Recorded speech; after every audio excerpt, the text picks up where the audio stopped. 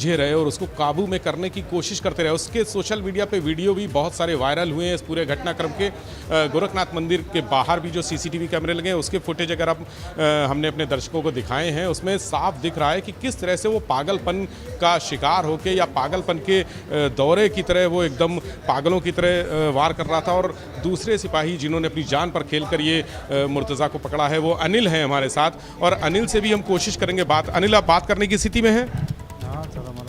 बताइए कुछ हमारे दर्शकों को कि क्या घटनाक्रम कैसे हुआ था, कितनी देर तक आप लोग जूझते रहे? घटनाक्रम है, हम लोग ड्यूटी पे थे दोनों लोग, हम और हमारे गोपाल भाई। फिर वो पीछे से धारदार हथियार लेकर आया, हम लोगों पर लगातार वार करने लगा।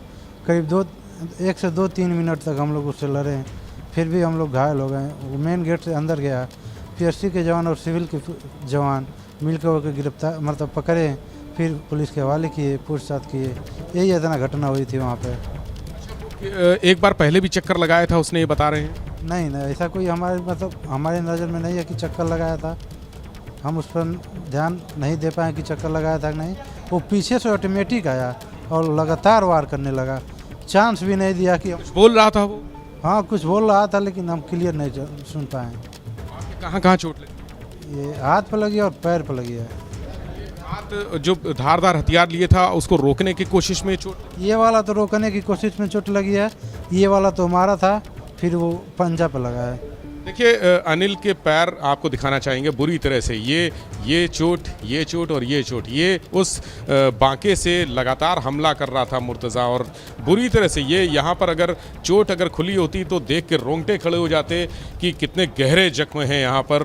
बुरी तरह से एक जगह पर 4-4, 5-5 जख्म हैं। ये पैर के नीचे कई जख्म हैं, मतलब जो पट्टी आप देख रहे हैं पंजे से लेकर पूरे पैर पे, वो एक जख्म नहीं है, 5-5, 6-6, 8-8 जख्म हैं यहाँ पर। उतनी बुरी तरह से हमला किया, खून से लथपथ हो गए थे दोनों जाबाज सिपाही और बेहोश हो गए थे। लेकिन उन्होंने अंत तक पूरा, जब तक कि मुर्तज़ा काबू नहीं हो पाया तब तक उससे जूझते रहे, उससे लड़ते रहे, और नतीजा ये हुआ कि मदद मिली। बहुत सारे लोग आ गए और आसपास के लोग आ गए, पुलिस भी आ गई, पीएसी के लोग भी वहाँ थे, वो भी आ गए, और मुर्तज़ा भाग नहीं पाया। चूँकि ये दोनों सिपाही वहाँ पर संघर्ष करते करते बेहोशी की स्थिति में थे, ब्लड लॉस बहुत ज़्यादा हो चुका था, खून इतना निकल चुका था, कमज़ोरी आ गई थी, वहाँ पर गिर पड़े थे, बेहोश हो गए थे। लेकिन तब तक मुर्तज़ा को घेर लिया गया था। और जो मंदिर है वो परिसर आपने देखा है स्नेहलता, जब दरवाज़ा बंद हो जाता है तो वहाँ से कोई बाहर नहीं निकल सकता।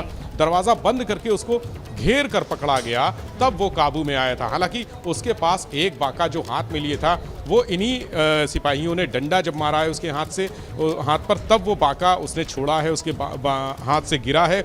लेकिन वो जो बैग लाया था उसमें एक दूसरा बाका रखा हुआ था, उसमें एक लैपटॉप भी था, उसमें मोबाइल फ़ोन भी था, उसमें कई सारे पेन ड्राइव्स थे।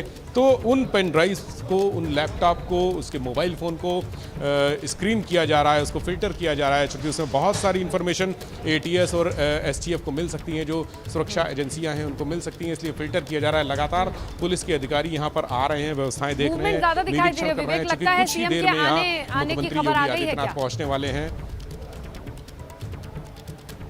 जी बिल्कुल बिल्कुल, स्नेहलता, सीएम के आने की खबर मिल गई है, इसीलिए जो पुलिस के आला अधिकारी हैं यहाँ पर आके व्यवस्थाओं को परख रहे हैं और एंट्री